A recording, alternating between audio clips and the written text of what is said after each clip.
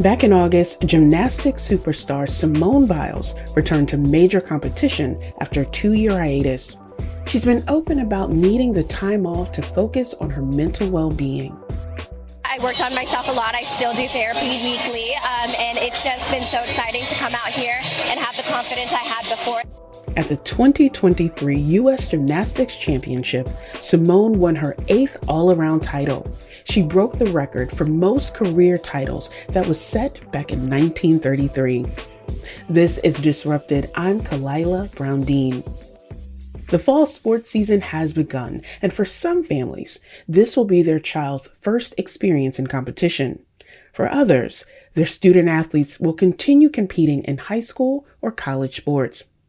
As the competition level increases, the performance, academic, and even social expectations can impact an athlete's physical and mental health. Joining me now to talk about the role that mental health plays for student athletes is Dr. Ralph Dodd. He's a clinical psychologist based in West Hartford, and he works with college athletes. Dr. Dodd, welcome to Disrupted. Thank you very much for having me.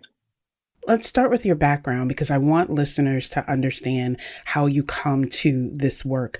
You started your career as a clinical child psychologist. You have background experience as an athlete yourself. What prompted the shift into sports psychology?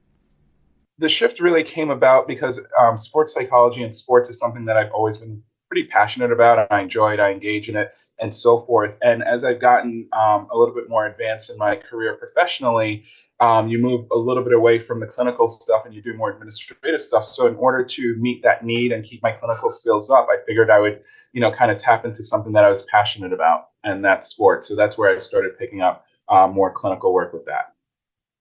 So as I said, you have this background as an athlete. You mentioned that sports have always been a part of your life. What are some of the positive aspects of that, of competing in sports, of being a part of that is really a cultural phenomenon? What do you see as the positive aspects for young people? Yeah, I think the biggest positive aspect of it is socialization, right? You learn how to develop friendships, to behave in appropriate ways, appropriate manner. You learn respect for others. And in return, you also receive respect, right? And that, I think, is very fulfilling. I think that sports also allows what I would call connection. You feel like you belong somewhere, because things aren't always so smooth out there in the world. But when you're part of a team, at least that's something that you can turn to, and it helps sometimes drive and motivate people.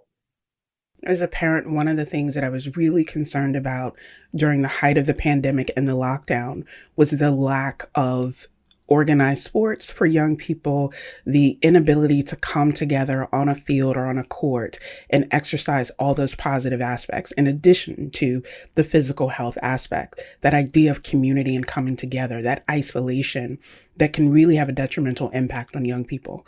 And at the same time, Dr. Dodd, if I'm honest, what I didn't miss was going to games and hearing parents yelling at not just their kids, but other kids yelling at refs. What do you see as the negative aspects or the challenges for youth sports? To answer that question, I'll answer in two ways, because you touched on something that's important as far as the parents' role in sports and their child's participation and so forth. In that, the parents' role can sometimes be a positive. Right. But in other situations, it could be a negative, and not always a negative directly for their child, because sometimes the child learns that, hey, this is how we do things and how we, view sports in the household. But the other children that may not be exposed to that kind of stuff, or children that might be a little bit more sensitive or fragile as far as when they're not succeeding and not excelling, that can actually have a very negative impact on them and their development. I do think it's up to the coaches to kind of set the standards and expectations around some of those things. Now, the other part of your question, which is some of the other negative aspects of the sports sometimes, can be when you're not thriving, right? And the rewards and the punishments that we inadvertently do as coaches, right? And we're highlighting, Johnny had a really great game, awesome, look at that. But then there's the counter person that didn't maybe have a great game or didn't get into the game. And, how do we allow them to flourish when they're not necessarily shining? And I think that's where some of the negatives start to arise. And you notice that students and children and athletes will start saying, yeah, I don't know that I want to do this anymore. Right. And, if we were to break that down a little bit further, we would see the point in which that started to take shape. I've always believed that an important part of childhood was learning how to fail, learning to Mm-hmm. rebound from that, and to understand things don't always go your way. But for some athletes, the pressure can be so extreme that it gets internalized and can have an impact on other parts of their lives. Talk to us about sports psychology today, because it wasn't, as I understand it, in the origins, it wasn't really about mental health and mental well-being. It was more of a connection to physical performance. Why did that shift happen? And how do you see it as an important part of how we think about athletic development today? Yeah. So, very good question, by the way. And, I think to answer that best, I'd say initially, sports psychology was for those individuals that were really good athletes, but they were hitting I would call it like a dead spot, like they couldn't push through. And, the sports psychologist would come in and figure out, well, what's going on here, right? And how do we get you to have the peak performance? And that's the primary focus. What they didn't say at the time is that while I was having individual sessions with you focusing on peak performance, I realized that, oh, maybe there's some anxiety that's really rising to the surface. Maybe there's some, depression, low sense of self, right? And then I would say, a few years back and maybe 5+ years or so ago, there started to be more of an acceptance that, hey, at the end of the day, everyone is a human and humans have mental health issues, right? So you take these high end performers and athletes, the mental health stuff doesn't disappear, right? Because it's all about percentages in the collective society. And the acceptance that mental health might exist in athletes is what allowed for there to be a little bit of a shift in sports psychology. And you'll hear a lot of people talking now about the mentals, right? I have to get my mentals straight. And a lot of that has to do with, yes, not just the peak performance stuff, but the other components in my life, such as my relationships. My relationships might not be going well, such as my sense of self, such as maybe I'm feeling a little bit depressed because life is happening. And I think what the sports psychologists started to realize is that when we focus in on, improving those aspects of the individual, the peak performance occurs. We're talking about athletes at every stage, not just the elite professional athletes, Correct. but kids in middle school, high school, all the way through. And as I'm listening to you, I think, we look at athletes as performing these superhuman feats. And sometimes we forget that they are people, that they are human beings who experience life and all of its ups and downs the way that the rest of us do. And yet we expect them to perform differently. What I also am aware of is that we are now hearing more high profile athletes being very honest about their mental well-being and helping to erase that stigma and shame, particularly for athletes of color. I think particularly for male athletes of color to step forward and say, I'm not okay, and I won't apologize for that. How should we be uplifting that so that there is no shame or stigma in saying, I need help or I'm not okay? And that becomes a message not just for athletes, but really for all of us. Yeah. So, I would say the starting point really goes back to a word you mentioned earlier about parents, right? And parents, families, relatives, and so forth. And I could be honest, being African American and, African American culture, there's you're going to push through, tough it out, no problems that exist, nothing's too great, and so on and so forth. And that perpetuates the idea and the mindset that, you can't complain about your mentals, right? And so I think having parents and working with family members to come to grips that we're all human and, mental health is a part of being human, especially in African American culture, and accepting that, I think will start to shift the culture and shift generations to say, yes, you're a student athlete, or yes, you're an athlete, but we also have to take care of the other components of your complete self. One of the themes in our household is we believe in God and therapists. And that idea that, again, there is no weakness in saying I can't figure it out and I need a different source to do that. Dr. Dodd, you mentioned earlier in our convo coaches. What is the role of coaches, of being aware when their players are struggling, of realizing there are limits that isn't just about grit and pushing through, but how coaches can really set a standard for that wellness that all athletes need and deserve, aside from putting wins on the board?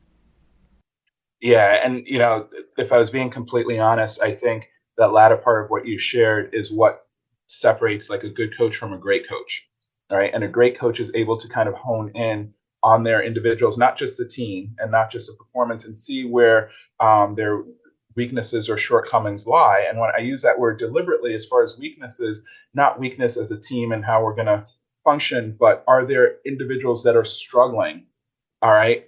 That is, and their struggle is what's impacting their performance, and being able to hone in on that and then add the supports in there.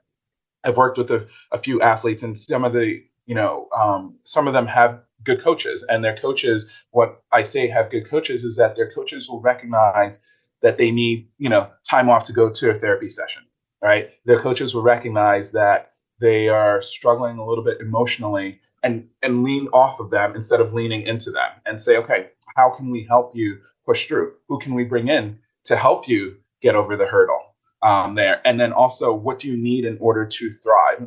And that's an important phrase there, right? What do you need in order to thrive?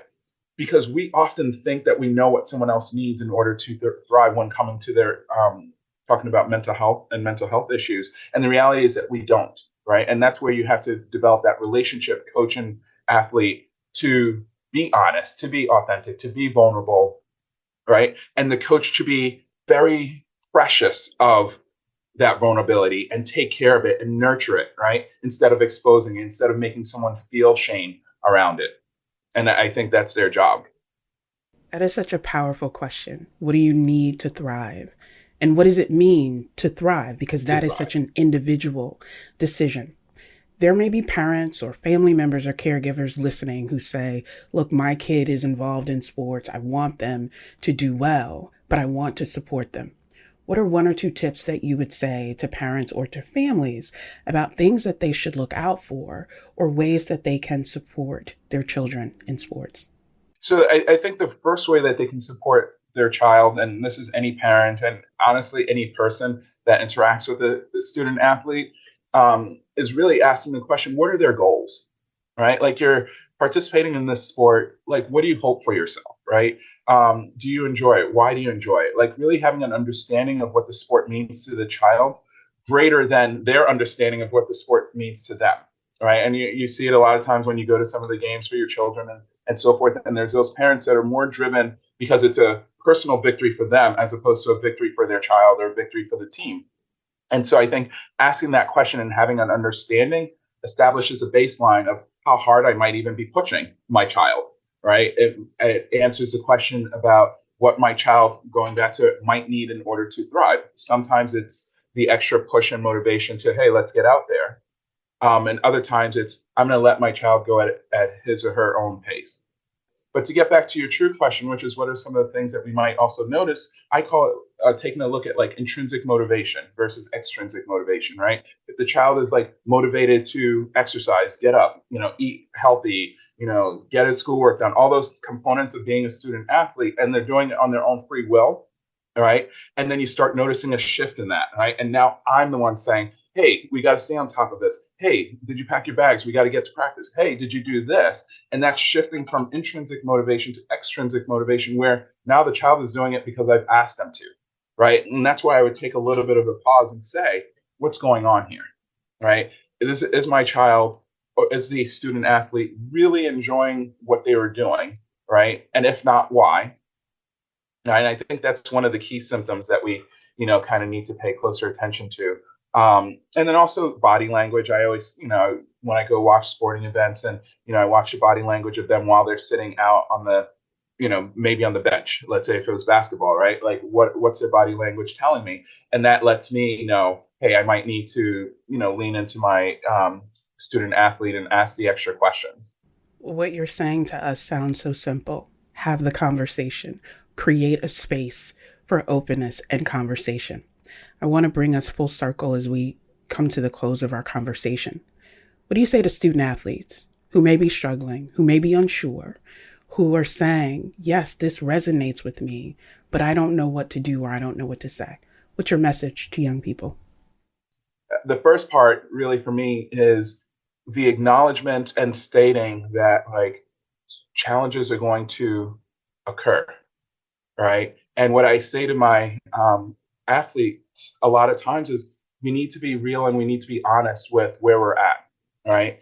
And you need to trust that you sharing this information, whether it's with me, your coach, your parents, that we have to then do the right thing for you, right? When I see my athletes struggling, the other thing I also say to them is, you're human, right? Like, people struggle, right? You can't put expectations on yourself that is greater than perfect, right? Like, and what I mean by that is we sometimes set these standards and we're chasing perfection that we're never going to get to, right? And I think a lot of student athletes, especially as they begin to climb, early on, they're really, really good. Some might call them great, and they continue to be great, but then it starts to level off because the competition gets stronger, right? And it's when those situations occur that the individual starts to question, right? And question the perfection piece of it and how great am I, right? And those are the opportunities to have the real conversations about you are human and humans struggle.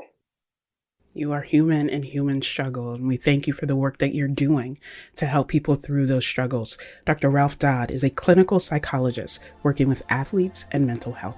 Thank you for joining us. Thank you very much. I really enjoyed it. Coming up, Tess Atkinson shares her experience with the stress of athletics, and we'll hear from Bella Nadeau. She's a college senior playing softball who started a nonprofit called Let's Get Real about athlete mental health. Very early on, when I would try to speak up, it was being told, you're being dramatic. And that was really difficult, especially for a young person to hear who's trying to advocate for themselves and their needs and their feelings. You're listening to Disrupted.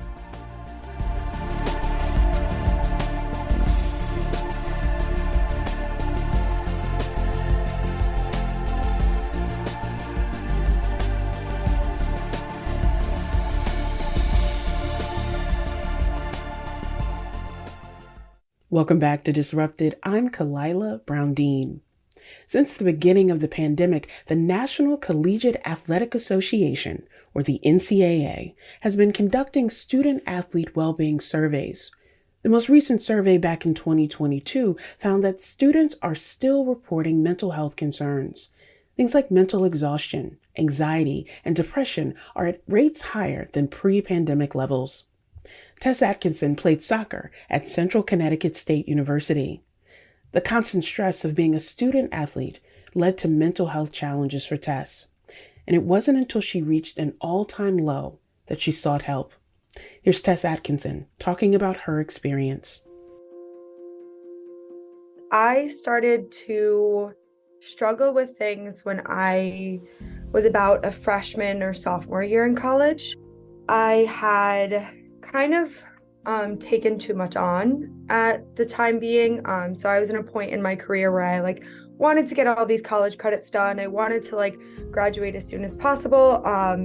And what I ended up doing was overloading my credits. And I just ended up burning myself out. And that's when I started to really feel what constant, persistent stress was like. My days were completely filled. So I'd wake up in the morning, anywhere between 6 to 8 a.m., go to class or lift, then class for the whole day, and then practice and then studying. And I didn't really have any time to take care of myself. So I started to have constant panic attacks. My heart would start beating really fast. I found it really hard to breathe. I started to feel like I was going to throw up, and my skin felt like it was on fire. There was one where I had in front of my soccer coaches, and they were able to calm me down in the moment. But at the time, it was really just giving me in the moment attention. And then I kind of went back to practice and went back to my normal routine, and that was constant. I started going to therapy, and I went through about 4 therapists until I found one that I actually clicked with, and she actually made me feel a lot better. And I got to a point where I felt better and was okay, I don't need to do this anymore. And after not going to therapy for about a year or so, I experienced a lot of depression. So I would lay in bed for hours on end, days on end. I didn't need to get out of bed to go to class. I just lay in my bed and like sleep basically. And I would not get out of that bed, and I couldn't get out of that habit. Like it had become something comfortable for me, like routine. So it got to a point where I reached an all-time low. And I finally kind of pushed myself to go back to talk therapy again. And things are better now. I kind of like came to realize that you can't stop taking care of yourself. Thank you to Tess Atkinson, a graduate of CCSU. Stories like Tess's are what prompted our next guest, Bella Nadeau, to take action. She's a softball player in her senior year at UMass Boston, and she created a nonprofit called Let's Get Real about athlete mental health. Bella, welcome to Disrupted. Thank you so much for having me. I'm honored to be here. I'm super excited. I'm glad you're excited because I'm excited to talk to you. The fact that you're a senior in college, you're a student athlete, you play softball, and you also made space to create this nonprofit to really address things that are of importance to you. Before we talk about the important work of your nonprofit, let's talk a little bit about you. You know, how you came into athletics as being an important part of what you do, and how it helped you to really work through some of your own journeys and challenges. Yeah, so my journey with mental health and softball are actually really interrelated. I actually started experiencing some pretty severe social anxiety as young as 11 or 12 years old. And I actually started playing softball around the same time. I had played sports recreationally before that, but softball really was my entryway into competitive sports. And I really just dove right in. And because of the things that were going on in my life, I was dealing with some anxiety and depression at a really young age. And that's really hard to navigate as somebody who's that young. And I was very lucky to have support from my family. But I definitely was using softball as an outlet. And I had used it as my getaway from all of the stresses of my everyday life. It became a huge part of my identity. I want to talk about that connection because so often we hear from athletes, particularly from younger athletes, but really all athletes, that the sport that they love, the sport that they play or that they excel in, becomes a central part of their identity, how they see themselves, how others see them. And even when there's a disconnect between, I'm Bella the person versus how people see you as Bella the softball player or Bella the athlete, that when there is that gap or that disruption, it can also create new pressures and challenges. Did you experience that, or were you able to say, look, I'm Bella, not just Bella the athlete? Yeah, so I did experience that, and I actually am able to shed light on two different experiences that I think exist and contrast one another on my mental health journey. The first is that when I was a sophomore in high school, I actually had a season-ending injury. I tore my labrum and my rotator cuff. Actually, the surgery was when I was a sophomore, but the injury occurred when I was a freshman in high school. I, through that recovery, had a bit of an identity crisis because I was recovering, but I wasn't able to really rely on softball.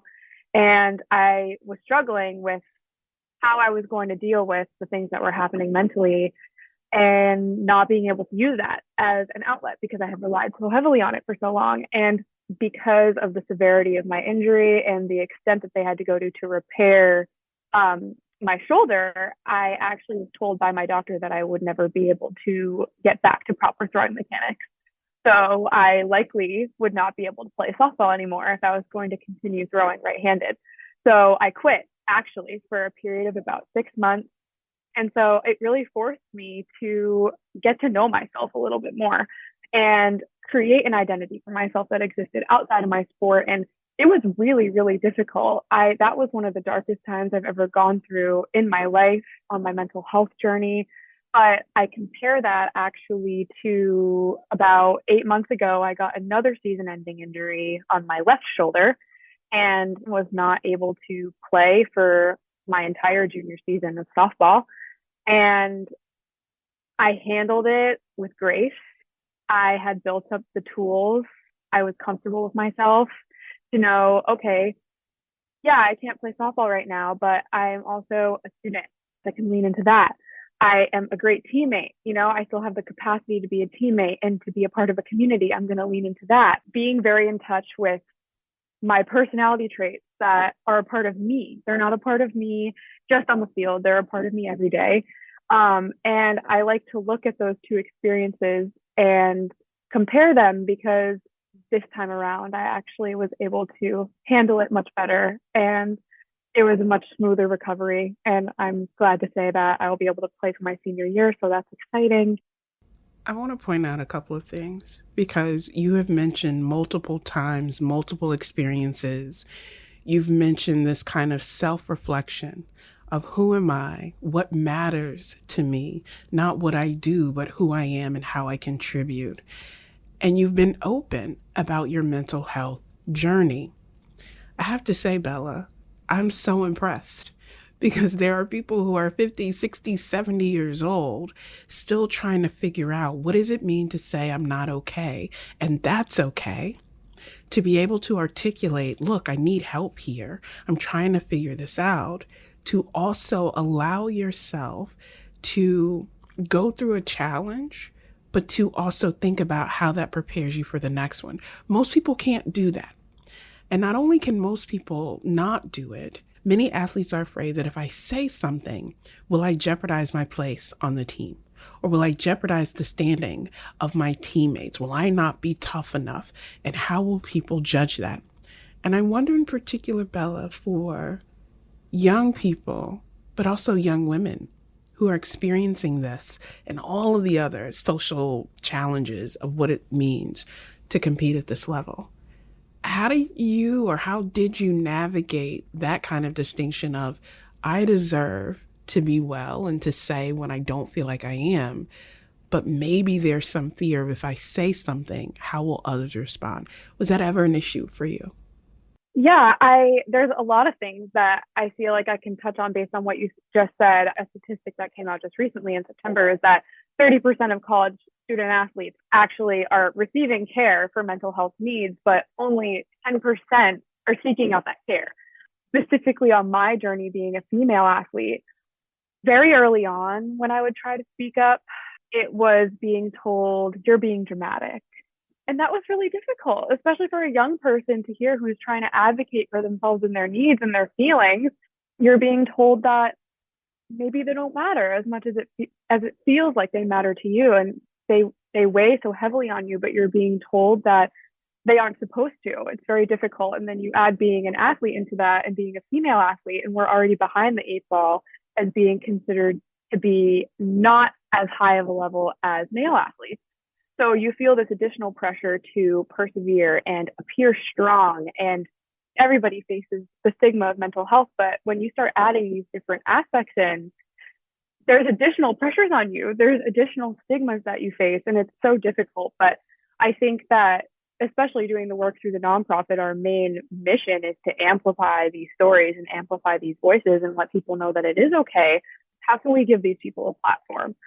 And that's why sharing these stories, and including things like identity and additional pressures and stigmas that you might face, whether you're a female athlete, male athlete, athlete of color, it provides context that I feel like is needed. Let's jump in to talk about the nonprofit, right? Because what you've shared is your own experience, but you've also shared what it means to be in conversation with other athletes. And I want to be clear that you've created this platform that's connecting not just collegiate athletes, but also younger people as well. So there's sort of a built-in sense of peer interaction, of peer-based mentoring that all of the studies show that peers can help produce a healthier, more positive culture and orientation that not just shapes behavior, but helps people not feel like they're alone or they're the only one who's experiencing this. Talk to us about the mission of the organization and how you're helping athletes tell their stories, share their stories, and be in community with one another. The mission of the organization, it's by athletes for everyone. And basically what our mission actually is that we are creating a platform for athletes to tell their stories about their experiences with mental health, so that everyone can see that it's okay to not talk about them. But what's really also happening, as you mentioned, is that people are coming together. And when people are sharing their stories through my nonprofit, through other organizations, it's creating a community of athletes. And we can lean on each other, we can talk to each other, ask each other for advice, take comfort in the fact that the things that we're going through are not, we are not isolated. And you might feel isolated in your experience, but actually there are so many other people out there that you can talk to. And I say for everyone, but I want to definitely say, especially for young people, because we do a lot of work with collegiate athletes, but we also work with high school athletes. And I want to actually shed light on the fact that when I first started this organization back in 2021, I was a freshman in college, and my partner's little sister was a freshman in high school, and she helped me start this up because of her experiences playing volleyball and her experiences with mental health. So even though we're creating a community of athletes and we are able to talk to one another, lean on each other, we talk to each other all the time, it's also just to spread the general message to everyone that it's okay to talk about these things. And it is okay to not be okay. And the more that we normalize talking about them, the better it will be for everybody.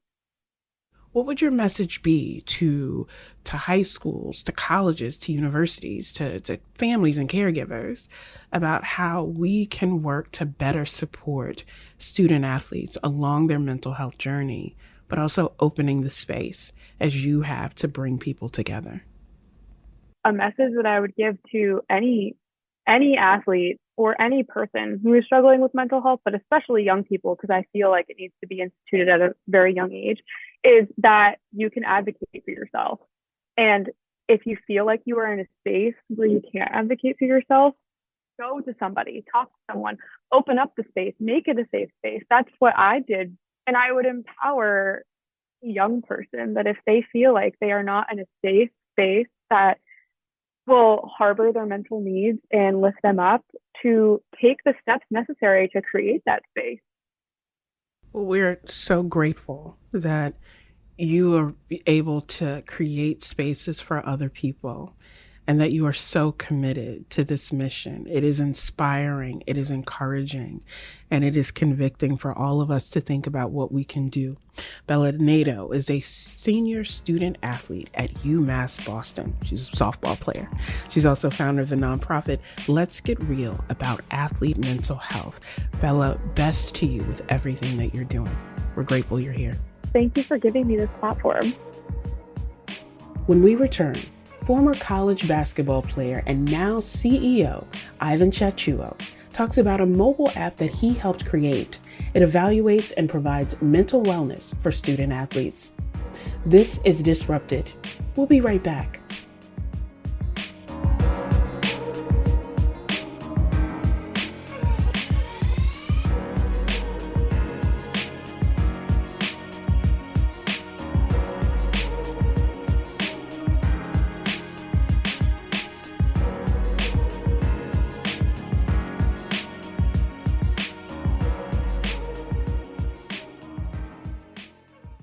Welcome back to Disrupted. I'm Kalila Brown-Dean. Collegiate student athletes face lots of pressures from navigating practice, conditioning, and competition. Often their days are spent traveling to games, and there's always pressure to perform. On top of all of that, they carry a full academic load. All of this adds up to a demanding environment that can affect a student athlete's mental well-being. Athletic departments may offer mental health resources for students, but it depends on the school's size and resources. For student athletes without access to these services, technology may be an option. Joining me now is Ivan Tchatchouwo. He's co-founder and CEO of The Zone. It's a mobile application that evaluates and provides mental wellness support for student athletes. Ivan, welcome to Disrupted. Oh, thank you. Thank you for having me. I'm looking forward to this conversation. Before we talk about the app and the work that you're doing to support athletes on their mental health and mental wellness journey, I want our listeners to get a sense of you as a person and your background. You came to the U.S. from Cameroon at a very young age, and you moved to New York. Talk to us about that experience, that transition, and how you developed your love of sport while growing up. I grew up an athlete. Growing up in Cameroon, soccer is what unites the community. So I grew up playing soccer at a very, very young age. If you know what back home is like, it's a lot of people together. Everything we do is in unison. So all the kids, no matter what age, after school, or whether you're 3 or you're 15, we just are in this the playground and playing soccer together, and then walk home together, long walk. So that's how I grew up. And then when I moved to New York, there was no soccer fields. So the way that I kind of learned the English language, because I was French speaking, was through basketball and gym class. Luckily for me, I became pretty good at it around 10, 11 years old, and then played it up until high school. I played high school basketball at Howard High School, and then I played Division II basketball at Concordia College. I was a captain my sophomore year, and my junior year is when I faced a horrific injury that kind of took me down my own mental health battle. I want to mention, you seem very humble about that, right? You said you were pretty good at it. And then you go on to talk about playing in college, becoming a captain, and really leading your team. But what you mentioned right at the end, Ivan, that injury and how that injury became a part of this journey. What was it about the injury? Because it sounds that it wasn't just the physical injury. It really had an impact on these other parts of your life at the time. Up until that moment, I was still that African kid trying to fit into the American society, right? And basketball was the thing that allowed me to make friends. I was one of the cool kids, right? And when I got hurt, I felt like my identity got stripped. And I was trying to, within myself, I don't think the outside world kind of portrayed it, but I portrayed it to myself. And I just felt lost, and I just was like, what am I, reaching for? This was a cool thing to reach for. This is what everybody championed me for. No, nobody besides my parents championed me for school. And I was doing pretty well academically. I was a pre-med major, so it wasn't like I wasn't doing anything in class. I was studying pretty hard after practices and before practices. So, when that got taken away, it felt like the whole world shattered, and I stopped going to classes. I got dropped out the pre-med program into biology. It was a bout of me waking up some mornings and just starting to drink and take a substance to kind of just get me through the day. It just wasn't there, and it took about 3 months for my coaching staff to really understand and know like something was up. And that's, I grew up in a household where African dad, I was a first generation kid here, African dad, there's no mental health conversations. I remember when he first found out, he took me to get a CAT scan and was just like, you can't see anything. You know what I mean? So for me, it was just a tough time as a 21-year-old trying to navigate and figure it out and on my own and not having the thing that I love and watching my friends enjoy the experience. And, it was just a time. And when I got to get an appointment with the mental health professional, Dr. Diaz, it helped open my eyes. I think he helped me realize what behavioral health was, a conversation, draw links into what I was going through and just teach me the coping skills to help me navigate these things. Right. So that was kind of the big draw. And the step for me to kind of get educated into this thing that I was navigating that I had no idea what it was until, my coaching staff approached me and said, you need to go see somebody. Let's talk about the Zone app. What was the inspiration for developing this particular app? And how did it help you as you were continuing on your own journey? I have two co-founders, Eric and Janaea. Janaea I've known for a long time. Eric was an athlete that I met on campus, and he was a baseball player, and he was struggling on performance anxiety side. So initially, I started the Zone as a events wellness platform, not even a platform, just an events wellness for youth athletes to kind of navigate their own every different things on a well-being side, whether it's basketball, nutrition, and I will merge the inner city and suburban kids into one area to kind of just let them go through this experience alone, right? But getting into like the big picture was I ended up getting my master's at Columbia. One of the professors there in executive MBA courses called Launch Your Startup. He kind of just was like, hey, listen, events doesn't make any money. And I was like, how do you build a tech company? And he just kind of showed me throughout that whole year of classes. And we kind of talked about the big picture of nobody has navigated and focused on student athletes and building a mental performance platform for, athletic organizations as a whole, right? There was no system. They utilized the in-school counseling centers for when I first started as in partnership, and there was only like 1-2 counselors for the entire school. So, there was nobody very proficient in what athletes go through. So that was our thought process, is build a successful mission, and you galvanize people around this mission to drive actual impact for the ecosystem, not just for the student athletes, but for the organization as a whole. I want to go granular here and imagine that I'm a student athlete and I heard about this app, whether through my institution, through a broader conference, or from another person. How do I use this app? Like, how does it help me in my day to day to manage the kind of things that you've mentioned, to build a wellness routine or be connected to resources? How do I use it? Yeah, so I'm going to paint a picture, right? So just imagine you're a younger student athlete. You were born in the Bronx, for instance, right? You go to a PWI, you go to Marquette University, you play volleyball. You're from a single parent household, you are the eldest child, and you don't have mental health literacy, right? Let's just give that picture, right? So now how does the zone be able to kind of help you is, number one, you will be given this tool and introduced to it at each school has an athletic orientation where they introduce the different systems that they work with, right? So we're part of the support system that the school introduced after they buys it to the students to kind of download and have a part of it. It's just like the academic systems they use, right? This is just a mental health system for you, right?